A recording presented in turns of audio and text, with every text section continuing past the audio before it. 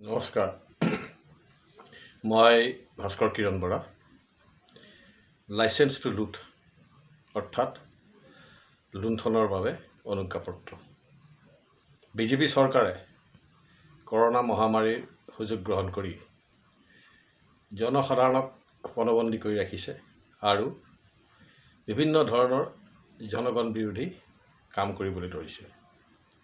শেহতীয়াভাৱে যোৱা মাৰ্চ মাহত এখন আইন প্ৰস্তাৱ কৰিছে EIA 2020 অৰ্থাৎ এনভাইৰনমেণ্টেল ইম্পেক্ট এছেছমেণ্ট নামৰ 80 পৃষ্ঠাজোৰা এই প্ৰস্তাৱিত আইনখনত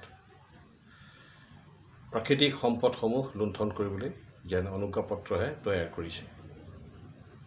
এই আইনখন গৃহীত হ'লে জলবিদ্যুৎ প্ৰকল্প, তাপবিদ্যুৎ প্ৰকল্প, কয়লা খনন, বৃহৎ উদ্যোগ আৰু ৰাস্তা পদূলি নিৰ্মাণ আদিত কোনো ধৰণৰ বাধা নাথাকিব।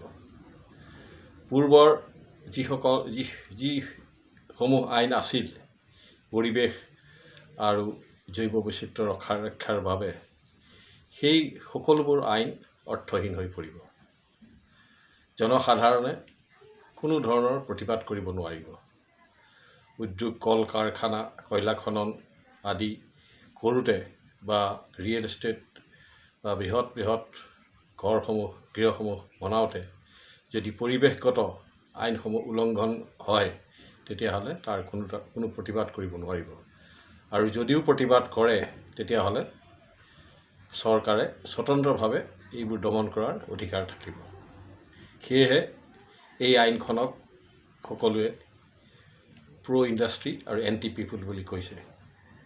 আৰু এই আইনখন গৃহীত হ'লে পুঁজিপতিসকলে দেশৰ প্ৰাকৃতিক সম্পদসমূহ অবাধ গতিত লুণ্ঠন কৰিব আৰু বিশেষকৈ ক্ষতিগ্ৰস্ত হ'ব অসম তথা উত্তৰ পূৰ্বাঞ্চল। কাৰণ উত্তৰ পূৰ্বাঞ্চল প্ৰাকৃতিক সম্পদত অতি চহকী। গতিকে এই সম্পদসমূহ দেশীয় পুঁজিপতিসকলৰ হাতত গতাই দিব, লুণ্ঠন কৰিবলৈ। আৰু চৰকাৰে সামান্য কিছু হয়তো ৰাজহ সংগ্ৰহ কৰিব, কিন্তু তাৰ পৰিৱৰ্তে হাজাৰ কোটি টকা এই পুঁজিপতিসকলে উপাৰ্জন কৰিব। সেয়েহে এই জনগণ বিৰোধী আইনখন বা জৈৱ বৈচিত্ৰ্য বা বনাঞ্চল ধ্বংস কৰাৰ আইন অনুজ্ঞাপত্ৰখন যাতে আইন হিচাপে গৃহীত নহয়, তাৰ বাবে সকলোৱে আমি মাৰ বান্ধি থিয় হ'ব লাগিব। কিন্তু অতি আশ্চৰ্যকৰ কথা, যিসকল পৰিৱেশবিদে বৰ কথা কৈ থাকে, পৰিৱেশ ৰক্ষাৰ নামত বিভিন্ন দেশী বিদেশী পুঁজি আনি খাই বৈ লুডুৰ পুডুৰ নলুকা হৈ পৰিছে, সেইসকলক কিন্তু এই আইনখনৰ বিৰুদ্ধে বিশেষ একো সৰব হোৱা দেখা নাই। বাতৰি কাকত, ফেচবুক বা অন্যান্য ঠাইত তেখেতসকলক দেখা নাই। আৰু বিশেষকৈ অসমৰ দুটা বিশেষ NGO, নেচাৰ্ছ বেকন আৰু অৰণ্যক তেখেতসকলৰ নেতাসকল, যিসকলে বুকু পিন্ধাই থিয় হৈ বৰ কথা কয়, সেইসকলক আমি বিশেষ প্ৰতিবাদ কৰা দেখা নাই বা ৰাজপথলৈ ওলাই অহা দেখা নাই। কিন্তু তেখেতসকল এই সময়ত ৰাজপথত থাকিব লাগিছিল এই আইনখনৰ বিৰুদ্ধে। কিন্তু দুৰ্ভাগ্যৰ কথা। সেয়েহে ৰাইজে উঠি পৰি লাগিব। উচ্চতম ন্যায়ালয়ে এইখন প্ৰতিবাদ কৰিব পৰাকৈ অনলাইন যোগে অহা 11 আগষ্ট 2020লৈকে সময়সীমা বান্ধি দিছে।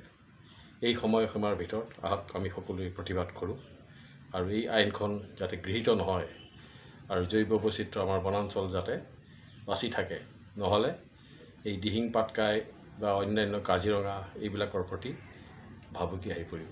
যেতিয়াই যাৰ যি মন যায়, যদি যি খান্দি গছ কাটি প্ৰয়োজন হয় বিভিন্ন উদ্যোগ স্থাপন কৰিব, কয়লা খান্দিব, এনেধৰণৰ কামবিলাক হ'ব।